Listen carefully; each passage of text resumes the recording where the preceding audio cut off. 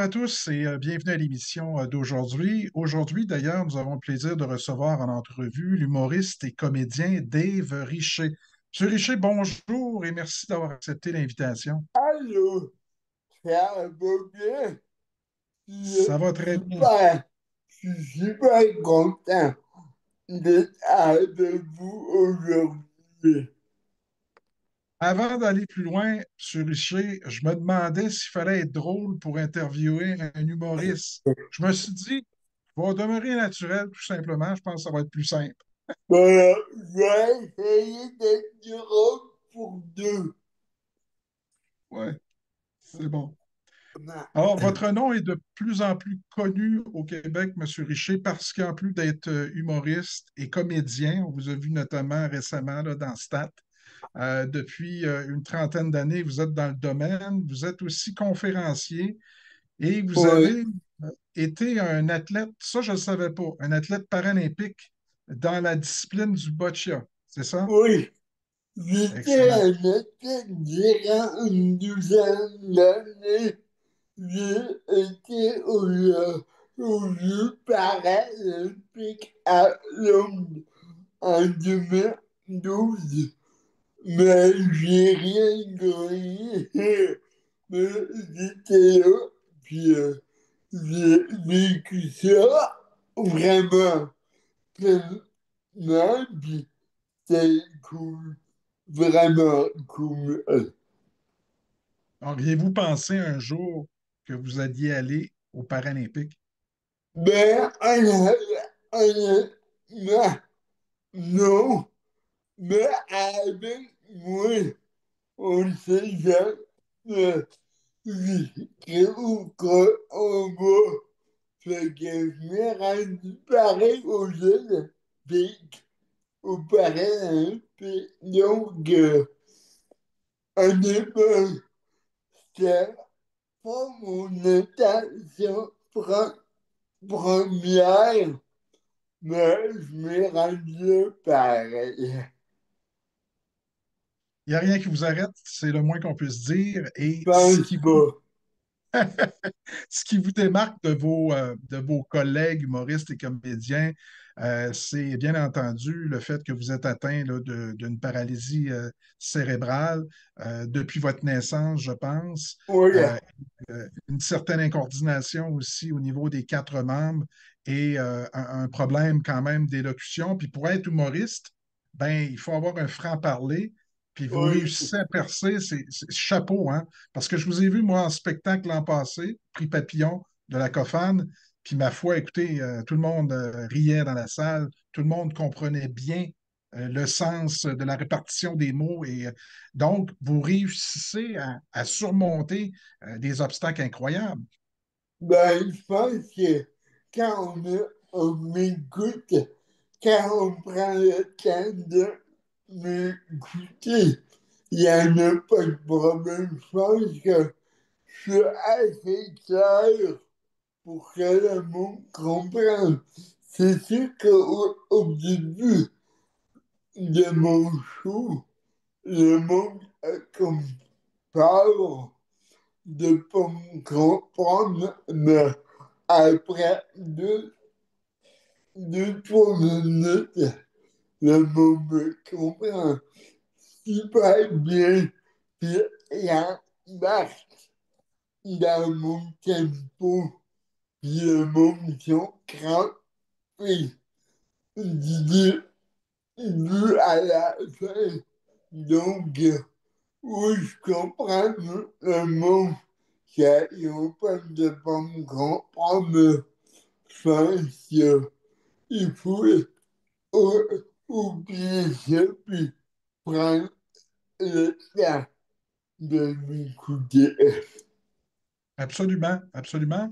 Et malgré ces difficultés, ça ne vous a pas empêché de faire carrière, notamment en communication, dans les arts de la scène aussi, comme je le disais un petit Ben, peu plus tôt.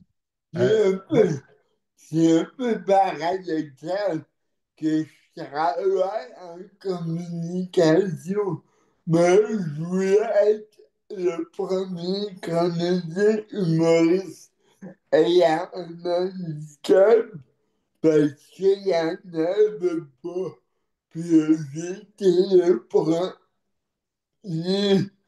puis je suis quand même assez fier de moi parce que, comment dire ça, personne croyait ou me en moi, mais moi, j'y croyais, j'y crois encore de plus en plus parce que on est une place comme n'importe qui dans ce milieu-là. Ben, bravo, c'est réussi parce que, évidemment, dans ce qu'on a pu entendre et voir, vous avez une belle réputation au Québec. Puis je disais également ce que vous nous avez donné comme information, votre plus grande fierté, c'est de voir dans les yeux du public hein, cette reconnaissance. Ça, c'est Ouais. payant, ça.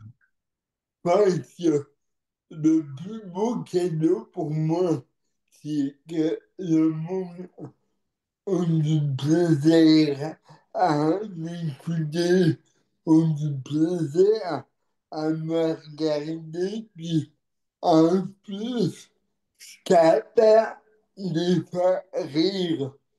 C'est merveilleux pour moi parce que quand on est capable de faire rire le monde, euh, comment dire ça? Si tu es capable de faire rire le monde est capable d'oublier mon handicap.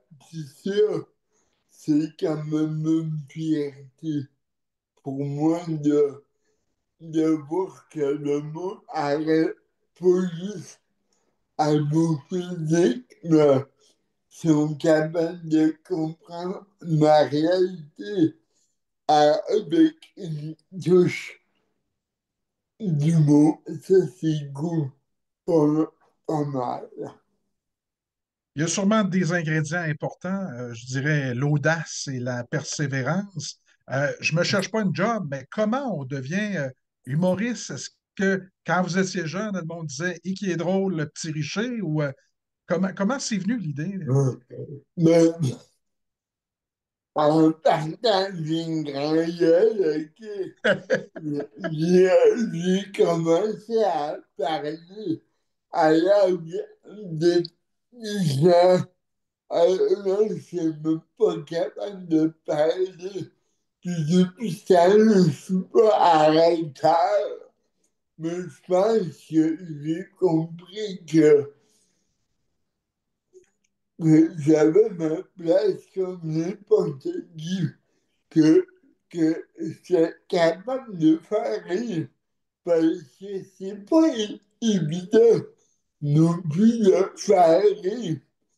Il, il faut du talent, mais je sais pas pourquoi, mais ça a l'air que j'en du timing en humour.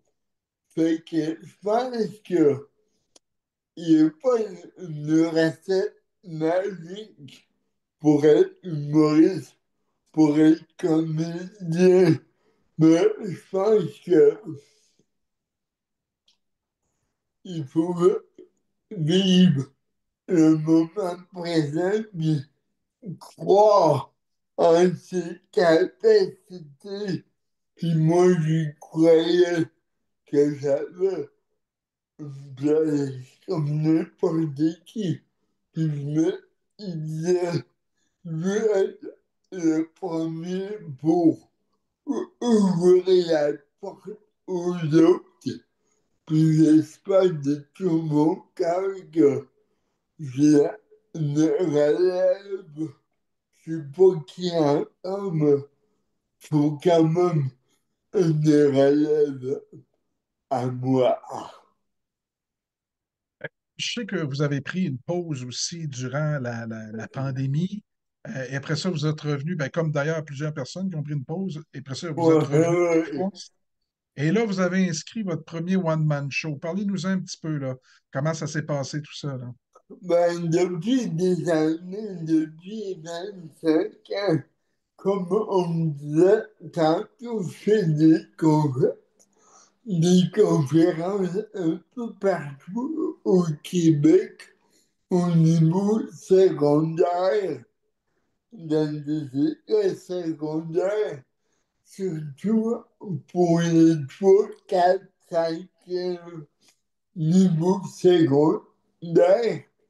Puis moi, mes conférences, il y a beaucoup d'humour. Puis je pense que ça marquait les élèves de mon niveau en plus de mon parcours qui est quand même unique. Donc, je me suis dit, là, j'ai beaucoup de numéros d'humour. Donc, je me suis dit, pourquoi pas faire comme un mix de mes numéros d'humour avec mes conférences qui ça donnait mon jour passe de rire que depuis 2 ans, je roule un, peu partout au Québec, puis ça va super bien. Oui, parce que vous avez roulé votre boss au Québec, c'est ce que je disais, là, autant à Alma, Québec, Rimouski, Sainte-Julie et même au Nouveau-Brunswick aussi. 2 fois, ouais, 2 fois. Donc, c'est vraiment. quasiment une quinzaine de spectacles en tout. Il Ouais, n'y a rien. Vous avez vraiment, là, vous êtes un athlète, pas juste de boccia, là, vous êtes un athlète pour gérer tout ça parce que c'est pas, c'est beaucoup de routes, beaucoup de déplacements. Et là, ben, vous avez un horaire assez chargé pour les prochaines semaines. Je ouais, lisais, bon, d'abord, le 24 avril, vous êtes à Trois-Rivières, à ouais, la salle Anaïs Allard-Rousseau. ouais. Le 26 avril à Montréal. Le Moi, 28. il y a eu un changement. Ah, Le OK. sujet, 26 avril, le 30 soirée, le 4 juillet, au Lion d'Or à Montréal. OK. Le 4 juillet pour Montréal, c'est ça? Oui, OK, au excellent. Lion d'Or. Est-ce qu'il y a eu des changements aussi pour Brossard puis Drummondville? Non, non, Alors, non. 28 mai à Brossard et le 11 juin à Drummondville. Je fais Oui, de la publicité en même temps, là. oui. Alors, Le, puis vous avez aussi parlé dans plusieurs collaborations, dans différents médias, radio, journaux, télévision, des réseaux sociaux aussi, pour obtenir le plus de visibilité de votre côté.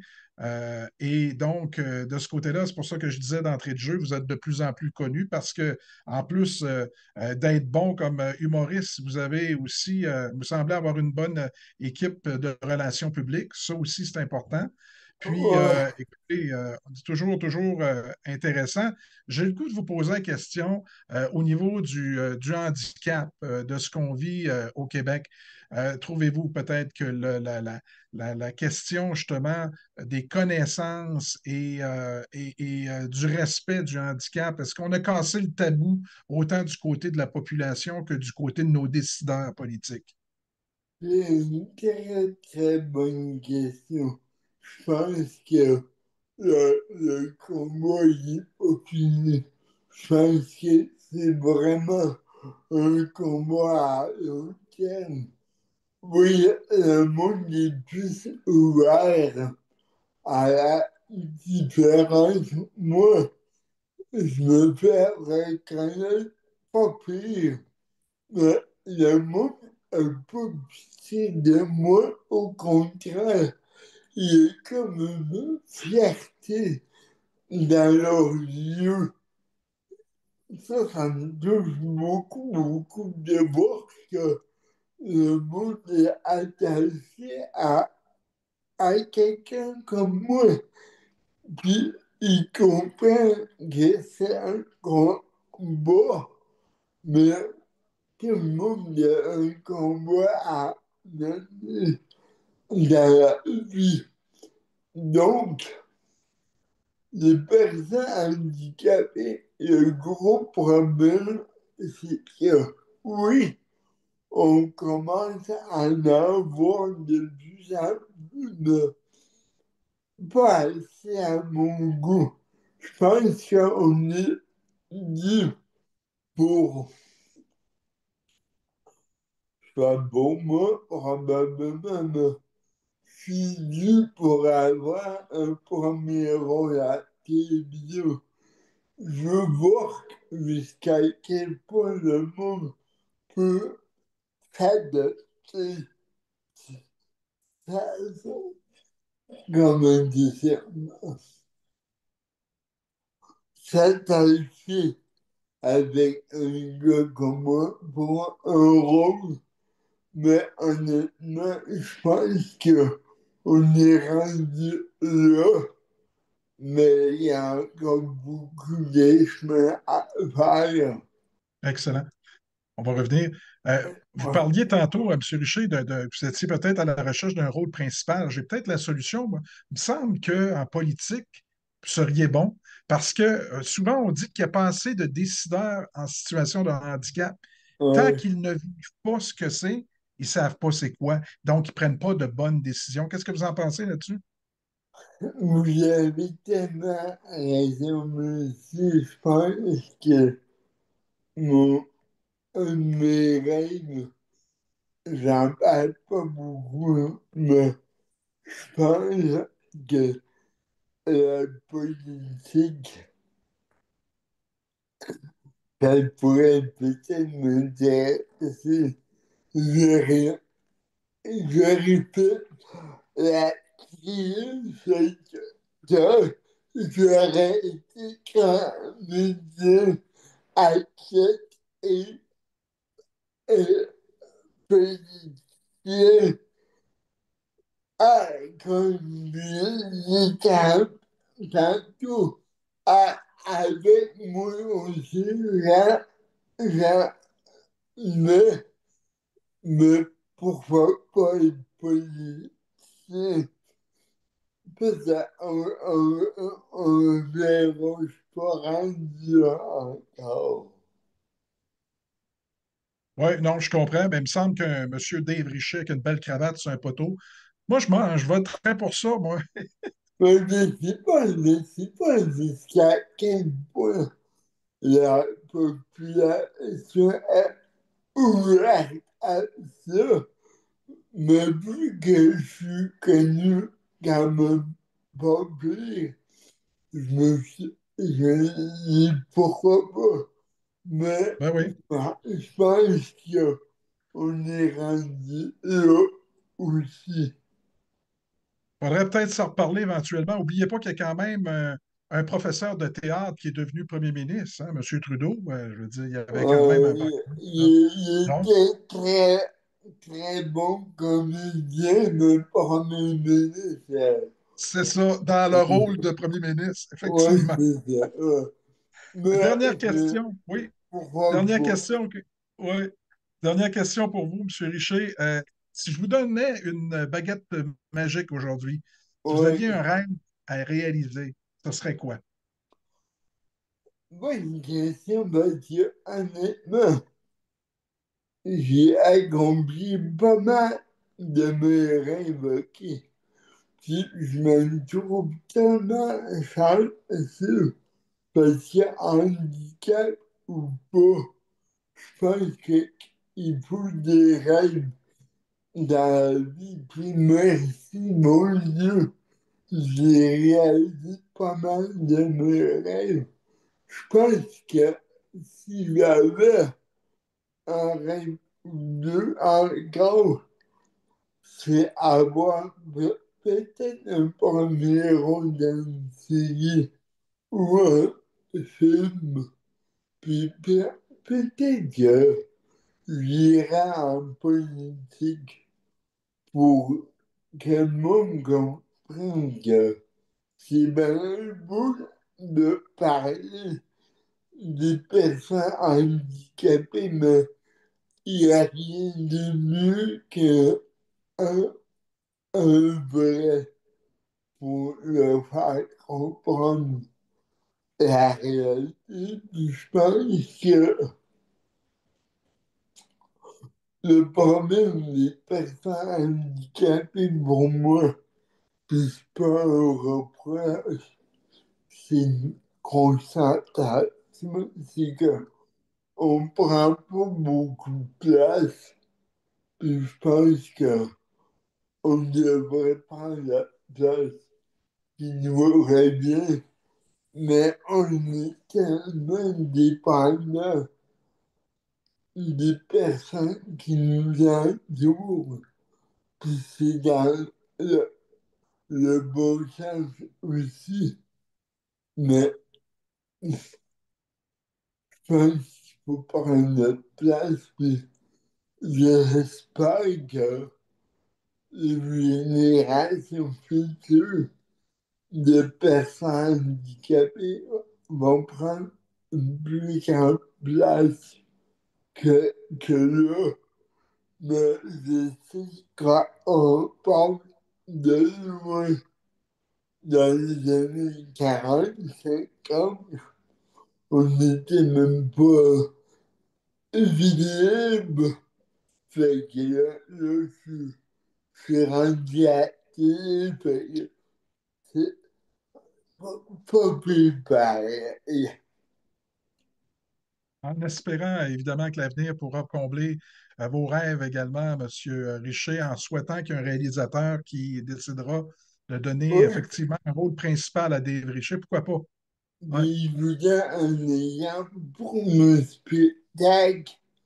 J'ai pas de producteur qui produit mes shows. C'est moi qui me produis mes propres shows. Donc, c'est beaucoup de travail pour me ben, bravo. vendre des billets. Donc, vous voyez que c'est un combat au quotidien. Donc, manquez pas mes shows. Vous allez capoter. Je pense que c'est un show unique. Euh, un show que personne, comme on disait, il n'y a pas un show comme le mien. Je suis quand même fier de ce show-là. Fait que on verra où qu'on peut aller. Là, on s'en va à Trois-Rivières le 24 avril. Manquez pas ça. Excellent. Je suis en train d'être présent. Un show unique pour un gars unique. Monsieur Oui, Richer, merci beaucoup. Merci. Ça a été plaisant, ça a été agréable. merci à vous. Bye.